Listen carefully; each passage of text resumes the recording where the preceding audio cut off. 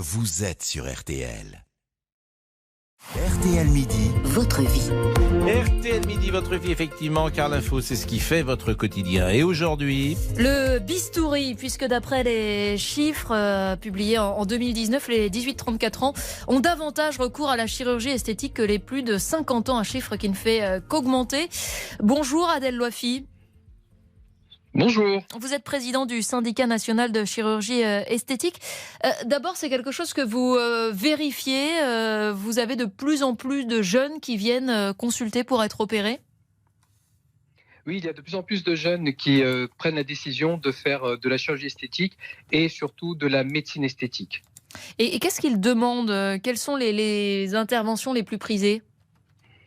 Alors sur la chirurgie esthétique, c'est essentiellement les prothèses mammaires, les liposuctions et ce qu'on appelle le Brazilian butt lifting, c'est-à-dire le lipofilling des fesses ou l'augmentation des fesses par la graisse.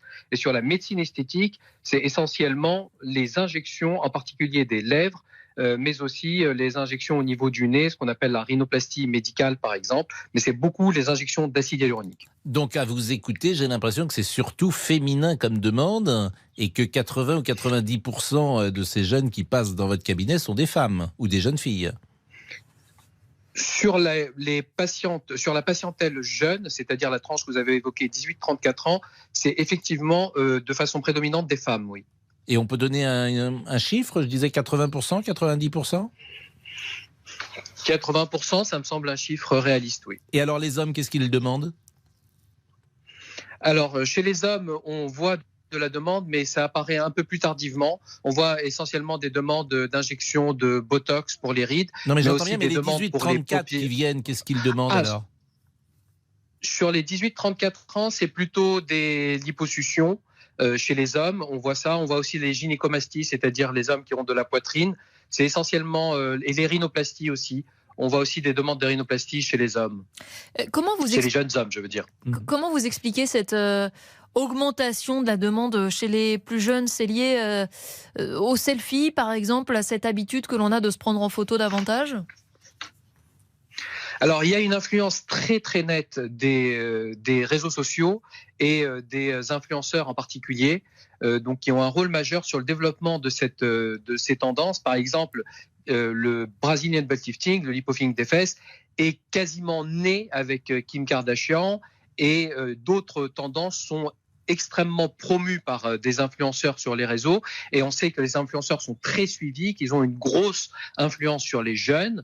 Les réseaux sociaux avec les filtres ont aussi une influence majeure. Je vois d'ailleurs actuellement certains filtres qui sont tellement délirants sur les réseaux, par exemple sur TikTok, un filtre qui s'appelle Bold Glamour, et même les jeunes eux-mêmes disent qu'il faut arrêter avec les filtres parce que ça devient délirant. Et on reçoit de plus en plus de demandes délirantes, encore une fois, de jeunes femmes qui veulent ressembler à des filtres. Ça n'a aucun sens. Et alors, comment vous accueillez ces demandes-là? Quel est votre rôle?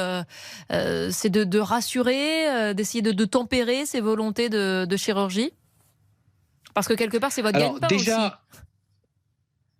Alors déjà, il y a quelque chose qui est clair, c'est que chez les mineurs, je pense qu'il faut éviter au maximum la chirurgie esthétique et la médecine esthétique, sauf vraiment quelques rares cas pour la chirurgie, disons, esthétique et reconstructrice.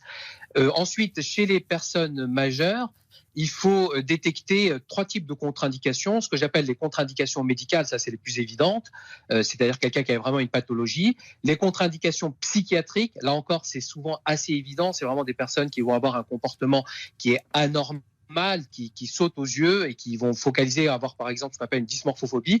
Et puis il faut faire attention à ce que j'appelle les contre-indications psychologiques, c'est-à-dire des personnes qui sont fragiles psychologiquement, qui ne sont pas encore suffisamment mûres dans leur tête pour faire des actes de médecine esthétique ou des actes de chirurgie esthétique. Ça c'est plus délicat et ça demande plus d'expérience pour être détecté. Adel Loafi, qui est président du syndicat national de chirurgie esthétique. Il faut que vous m'expliquiez, parce que je n'ai pas tout à fait saisi, ce qu'est l'opération des fesses pour ressembler à Kim Kardashian.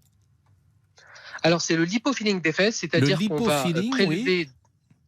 Lipofilling des fesses, ça veut dire qu'on va prélever de la graisse, on va faire une liposuction, et cette graisse, on va ensuite la travailler, la filtrer et la réinjecter au niveau des fesses pour augmenter le volume des fesses. Non, mais c'est quand même ça peut surprendre. On peut être surpris parce que entre 18 et 34 ans, que cette demande-là d'avoir des fesses plus fortes, si j'ai bien compris. Et est-ce qu'il y a Céline disait c'est votre gagne-pain, j'entends bien, mais est-ce qu'il y a quelque chose d'inquiétant de l'ordre de l'addiction peut-être ? Alors, chez certaines personnes, chez certaines jeunes personnes, c'est de ça qu'il s'agit, il y a effectivement une forme d'addiction à la chirurgie esthétique ou à la médecine esthétique, et c'est très important effectivement de détecter ces personnes et de les raisonner, de les tempérer. Malheureusement, il y a aussi un phénomène sur la médecine esthétique qui est explosif, qui est le phénomène des fake injectors, c'est-à-dire des personnes qui injectent et qui ne sont pas chirurgiens esthétiques, qui ne sont même pas médecins, qui sont des personnes qui n'ont absolument pas le droit d'injecter et qui n'ont aucune limite, qui vont même injecter par exemple des mineurs, qui vont injecter des quantités dangereuses, qui peuvent être dangereuses, qui n'ont pas de connaissance de l'anatomie ou des complications, et ça c'est quelque chose qu'on voit de plus en plus malheureusement. Merci, vraiment merci de ces précisions. Et puis, comme nous serons avec les auditeurs tout à l'heure entre 13h et 14h30, si vous nous écoutez, que vous avez entre 18 et 34 ans, que vous avez subi cette opération de liposuction des fesses, eh bien, votre témoignage, si j'ose dire, m'intéresse pour ressembler à Kim Kardashian. Je trouve que notre société est parfois étonnante et il faut écouter les uns et les autres à ce sujet. À tout de suite.